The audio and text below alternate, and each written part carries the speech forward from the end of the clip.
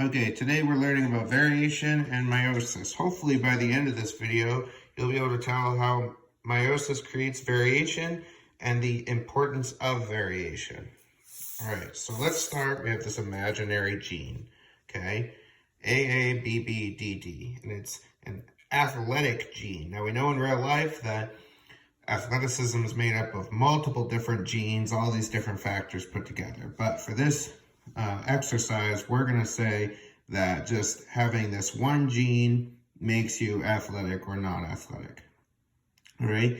So in order to be athletic, you need to be homozygous dominant or heterozygous. What this means, if there's not at least one capital A, B, and D in the genotype, then the child is not athletic. All right. So you need one capital for each type.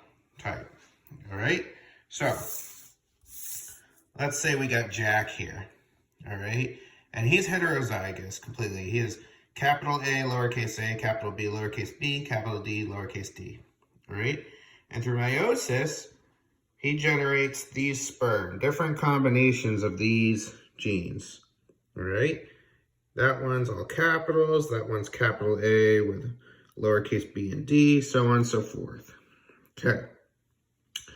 So over here, he has a sperm that has all lowercase letters, all right? Now, he marries Diane after the age of 30, and he's set in his career. And through meiosis, she makes a bunch of eggs. So she is athletic. Remember, she's got one capital at least for each one. But she's heterozygous, and she produces these eggs.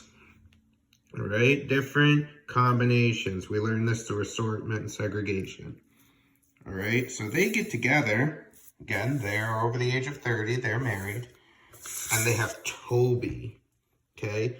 And so just the way it goes is Jack had one sperm that was all lower cases, and Diane happened to have one egg that was all lower cases. All right, and they had Toby. Toby's an artist because he was born all lower cases. And that's fine. You don't have to be an athlete.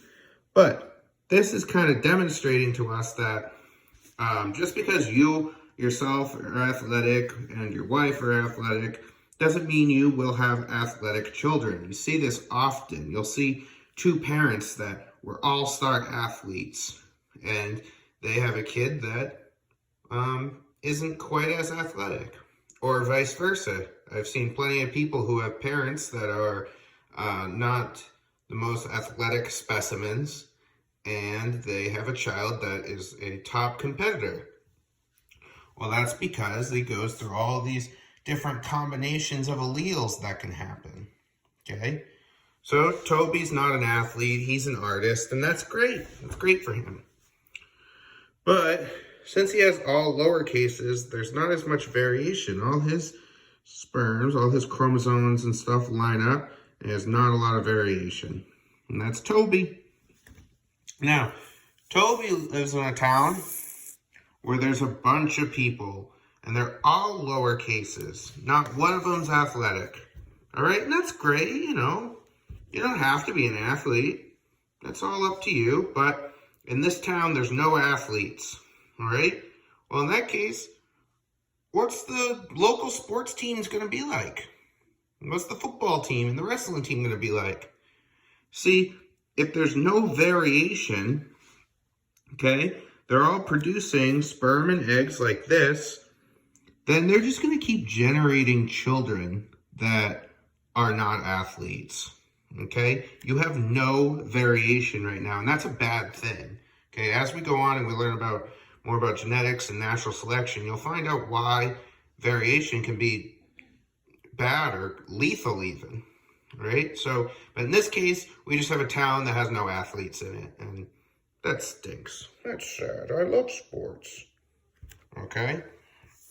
So, in comes Derek, and Derek and Wanda get together. So that was Wanda from the town.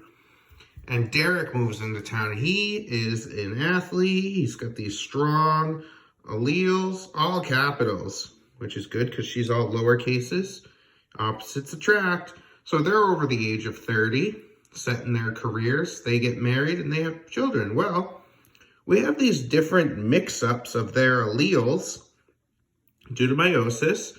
You know, he's sending different combinations of sperm and she's sending different combinations of eggs. Granted, their combinations aren't going to be too varied because they're very uniform, but that's okay. They can create Gina or Rita or Sasha, and 2 of these kids aren't athletic, okay? Because they don't, this one doesn't have a capital B, and this one doesn't have a capital A, but they have Rita, who's a great athlete, all right? And that's fantastic. Now, Rita is free to grow up, get married, and mate with somebody that is or isn't athletic. She picks from the pool here, and we create this constant different change of characteristics. And that's a good thing because you want some athletes in there and you want some non-athletes. But this gene, all this variation, it doesn't just have to be about athletes. It can be about intelligence. It can be about anything. Hair color. You want variation. Variation is good. It's what makes us all special.